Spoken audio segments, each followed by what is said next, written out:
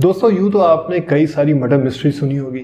कुछ ऐसी murder mystery भी सुनी होगी जिसमें क्रिकेटर, बड़ी बड़ी सेलिब्रिटियां, एक्टर, एक्ट्रेसेस, नेता शामिल रहे।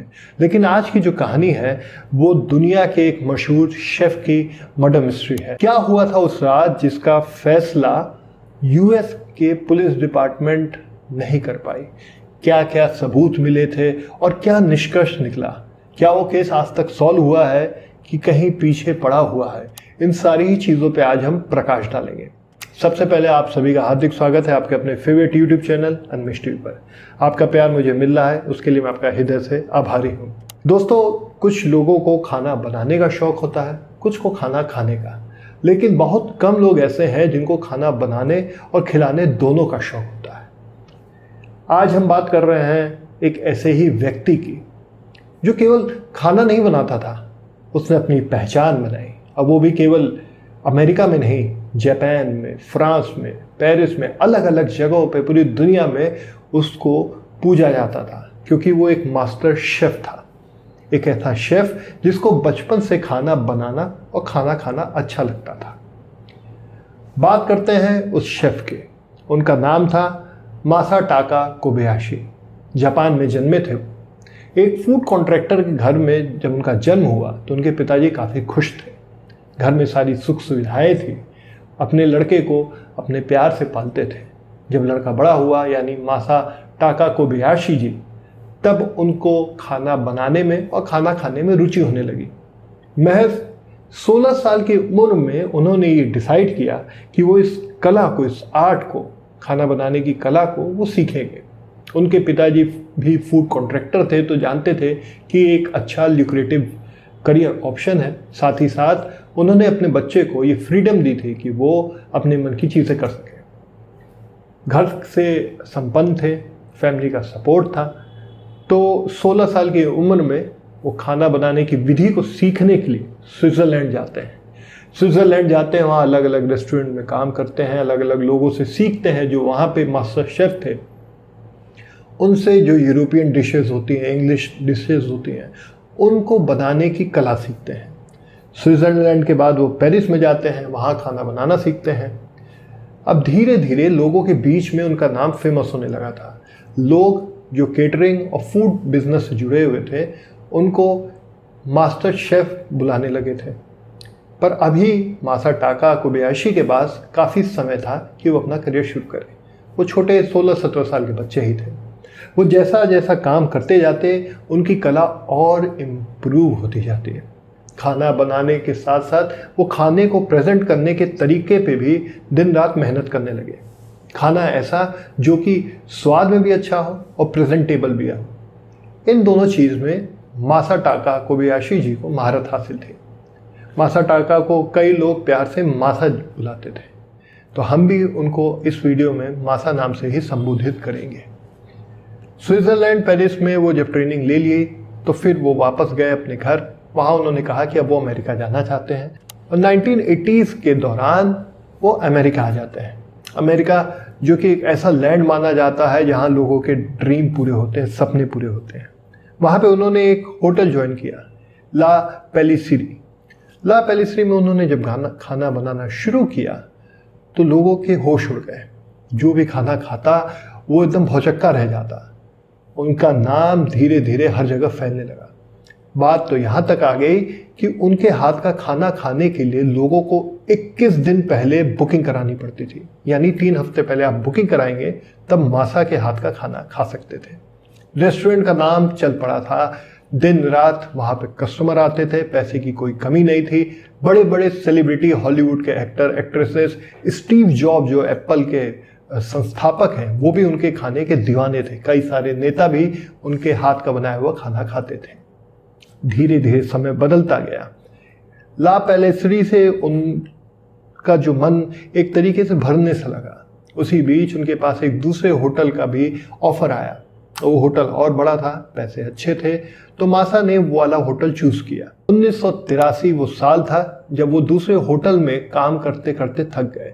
इन सेंस मेरे कहने का मतलब ये है कि उनको लगा कि महज पैसे के लिए काम करना सही नहीं है। कहीं ना कहीं उनके मन में ये बात थी कि वो लोगों को अपना हाथ का बनाया हुआ जादुई खाना खिलाना चाहते हैं, उनको खुश करना चाहते हैं, और ये खाना वो हर तबके को खिलाना चाहते हैं, भले वो अमीर हो, गरीब हो या मध्यम वर्गीय परिवार का हो। जब ये बात वहाँ फूड फ्रेटर्निटी में फैलने लगी, रेस्टोरेंट के ओनर्स को पता चला, तो सैन फ्रांसिस्को के एक कारोबारी को इस बात की भनक लगी। वो मासा से बातचीत करते हैं और बताते हैं कि जी हमारा एक छोटा सा रेस्टोरेंट है, मैंने आपके हाथ का खाना खाया है, हम बहुत गर्वान्वित महसूस करेंगे अगर आप हमारे यहाँ के काम करें। मासा ने वो ऑफर एक्सेप्ट कर लिया। पैसा कम था, लेकिन उनको लगता था कि अगर वो हमेशा किसी बड़े ही रेस्टोरेंट में खाना बनाते रहेंगे तो वो अपनी डिशेस के साथ एक्सपेरिमेंट नहीं कर पाएंगे, इसलिए उन्होंने वो छोटा रेस्टोरेंट चूज़ कर लिया। अब छोटा रेस्टोरेंट जब उन्होंने चूज़ किया तो वहाँ के जो ओनर थे वो उनके काम से इतना प्रभावित हुए कि इस होटल का यानी उस रेस्टोरेंट का नाम ही मासा के नाम पर रख दिया।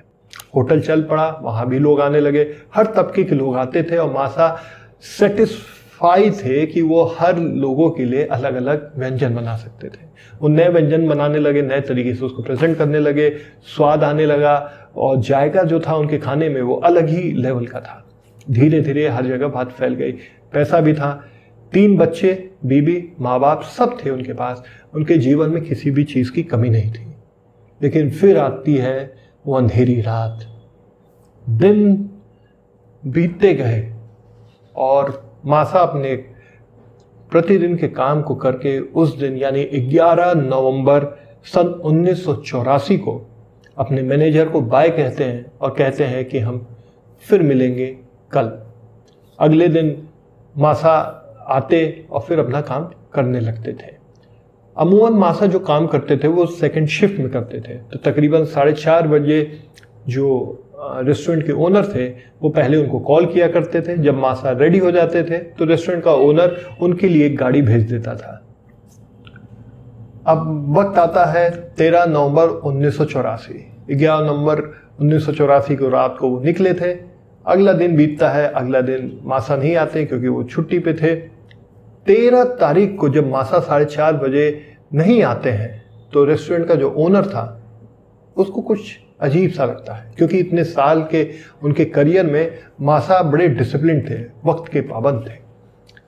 जो ओनर था उसको डाउट होता है, वो फ़ोन मिलाता है। जब फ़ोन की रिंग कंप्लीटली जाती है, कोई उठाता नहीं है, तो उसको शक होता है।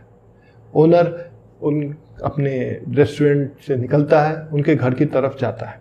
मासा 3रे फ्लोर पे रहते थे, एक अपार्टमेंट में, एक पॉश एरिया में अपार्टमेंट था, वहाँ रहते थे। जब रेस्टोरेंट का ओनर उस अपार्टमेंट में जाता है तो देखता है कि वहाँ पे दरवाज़ा खुला हुआ है। रेस्टोरेंट का ओनर जैसे ही दरवाजे के अंदर जाता है तो उसकी चीख निकल जाती है। खून से लथपथ लाश ड्राइंग रूम में पड़ी थी और ये लाश किसी और की नहीं, वर्ल्ड फेमस मास्टर शेफ मासाटाका कोबयाशी जी की थी। आनंद फानंद में वो पुलिस को फ़ोन करता है। पुलिस वहाँ पे आती है, लाश को देखती है, जांच होती है, सीन ऑफ क्राइम को एनालाइज किया जाता है। देखा जाता है कि खिड़की टूटी है, दरवाज़ा खुला हुआ है, सामान इधर उधर फैला हुआ है। सारी ही चीज़ों को जब एक कड़ी में रखा जाता है तो पुलिस का मानना ये होता है कि शायद ये एक लूट का केस है और लूट के दौरान ही मासा की हत्या कर दी गई है। धीरे धीरे वक्त बीतता है, लोग पूछताछ करते हैं। पुलिस इस केस को काफ़ी गंभीरता से ले रही थी क्योंकि ये एक सेलिब्रिटी शेफ का मर्डर केस का सवाल था। दिन बीतते हैं, कोई सबूत नहीं मिलता है। अब धीरे धीरे वक्त बीतने लगा, लोगों का प्रेशर बढ़ने लगा। मीडिया हाउसेस, नेता और सेलिब्रिटीज इस मर्डर केस को लेके काफ़ी संजीदा तरीके से सवाल उठाने लगे। तब उसी बीच सैन फ्रांसिस्को होमिसाइड डिपार्टमेंट में एक बड़े ही तेज तर्रार इंस्पेक्टर हुआ करते थे जिनका नाम था फ्रैंक फ्लेजन। फ्रैंक फ्लेजन के बारे में ये कहा जाता था कि अगर कोई भी केस उनके हाथ में आता है तो वो केस 100% सॉल्व होने वाला है। इसीलिए ये हाई प्रोफाइल मर्डर केस भी उनके हाथ में दिया गया। धीरे धीरे फ्रैंक ने सारी फाइलें देखी, लोगों से पूछताछ की, उनके बिजनेस राइवल से भी पूछताछ की। कहीं ऐसा तो नहीं है कि किसी रेस्टोरेंट के बंद होने की वजह से उनके पुराने एम्प्लॉयज़ ने उन पे हमला कराया, क्योंकि जो सबसे पहला रेस्टोरेंट उन्होंने ज्वाइन किया था अमेरिका में, ला पेलिसरी, जैसे ही मासा ने छोड़ा था वो रेस्टोरेंट कुछ दिन बाद बंद हो गया था। वो जहाँ से छोड़ते थे वहाँ के जो कस्टमर थे वो नए रेस्टोरेंट में चले जाते थे। उनका इतना अच्छा रेपुटेशन था। साल तो नहीं, हम ये कहेंगे दिन बीतते गए, हफ्ते बीतते गए, कोई सबूत नहीं मिला। उस समय ये फॉरेंसिक जो भी गतिविधियाँ आजकल हो जाती हैं, फिंगरप्रिंट, डीएनए, वो उतने स्ट्रॉन्ग नहीं थे। इसलिए जो इंस्पेक्टर थे होमिसाइड डिपार्टमेंट के सैन फ्रांसिस्को के, फ्रैंक, उनको कोई भी ठोस सबूत नहीं मिला और ये केस ठंडा पड़ गया।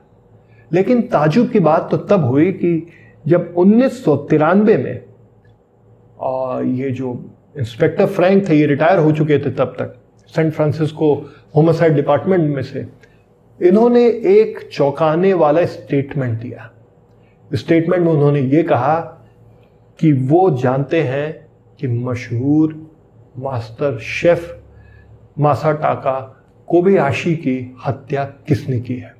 इस पे इंस्पेक्टर फ्रैंक ने लोगों को बताया कि उसी अपार्टमेंट में एक 20 साल का नवयुवक रहता था और वो नवयुवक ही किसी न किसी तरीके से इस मर्डर केस में इन्वॉल्व है और मैं ये साबित कर सकता हूँ क्योंकि मुझे पता है पूरी कहानी क्या है। जब उनसे पूछा गया तो उन्होंने बताया कि उसी अपार्टमेंट में एक 20 साल का नवयुवक रहता था जिसकी दोस्ती मासाटाका कोबयाशी के एक लड़के से थी। और दोस्ती बोले तो बात ये थी कि वो 20 साल का जो लड़का था वो मासाटाका कोबयाशी के एक लड़के के साथ गलत हरकत करता था और उसे डराता था, धमकाता था। ये बात मासाटाका कोबयाशी जी को भी पता थी। इसीलिए उन्होंने ये निर्णय किया था कि सबसे पहले वो अपने परिवार को इस जगह से दूसरी जगह शिफ्ट कर देंगे। इसीलिए जब 11 नवंबर 1984 को वो घर आए तो उनकी ना बीबी थी ना तीनों बच्चे थे। उन्होंने तीनों बच्चों और अपनी बीबी को अपने माँ बाप के घर भेज दिया था। उनका मानना था कि अब इस जगह को छोड़ के वो दूसरी जगह चले जाएंगे क्योंकि वो अननेसेसरी ट्रबल नहीं लेना चाहते थे। जब ये बात उस 20 साल के लड़के को पता चली तो उसका आपा खो गया। वो उस रात मासा का इंतज़ार कर रहा था। मासा जैसे ही अपने अपार्टमेंट में आते हैं, कुछ देर बाद वो दरवाज़ा खटखटाता है, दरवाज़ा खुलता है तो मासा सामने थे। मासा को भी सारी बातें पता थी तो उस लड़के को देखते ही वो आग बबूला हो जाते हैं। वो अपने कमरे में जाते हैं, उनके पास एक रिवॉल्वर थी जो उन्होंने अपनी सेल्फ डिफेंस के लिए रखी थी, उसको ले आते हैं, उस लड़के पे फायर करते हैं। गोली तो चलती है पर उस लड़के का कुछ नहीं होता। डॉक्टर ने जब रिपोर्ट देखी थी पोस्टमार्टम की तो उसमें ये साफ साफ था कि कुछ कट्स लगे हैं और हड्डी जो गर्दन की थी वो टूटी थी। इस बात का जो हम अगर ये कहे कि ये बात कंफर्म करने के लिए इंस्पेक्टर फ्रैंक ने बताया कि वो लड़का जो 20 साल का था वो मिक्स्ड मार्शल आर्ट में एक चैंपियन था। उसके ऊपर जब मासा ने हमला किया बंदूक से तो वो डिफेंस कर गया, बच गया और बाद में मासा को पटक के उनको ऊपर घूसों की बारिश करने लगा।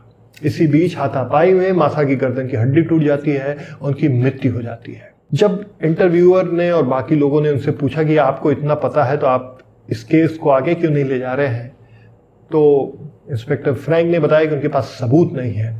उन्होंने ये भी बताया कि उस लड़के को इंक्वायरी के लिए बुलाया गया था, वहाँ पे उसका पॉलीग्राफिक टेस्ट भी हुआ था जिसमें वो फेल हो गया था। लेकिन महज एक पॉलीग्राफिक टेस्ट के बेसिस पे उस लड़के को अगर हम कोर्ट ले जाते तो वो अपने लॉयर से बुलाता और उस केस से बच जाता और वहाँ से भाग जाता। उनका कहना ये था कि मैं इस केस पे अभी भी लगा हुआ हूँ और मानिए ना मानिए मैं तब तक लगा रहूँगा जब तक मुझे सबूत और ऐसी कड़ियाँ नहीं मिल जाती जो मशहूर शेफ मासाटाका के मर्डर की गुत्थी को सुलझा देती है। तो दोस्तों ये थी कहानी एक विश्व प्रसिद्ध मास्टर शेफ मासाटाका कोबयाशी जी की, जिनके पास सब कुछ था, नेम, फेम, पैसा, हैप्पी फैमिली, एक कला जिसके कारण उन्होंने लाखों लोगों की जीवन में खुशहाली दी।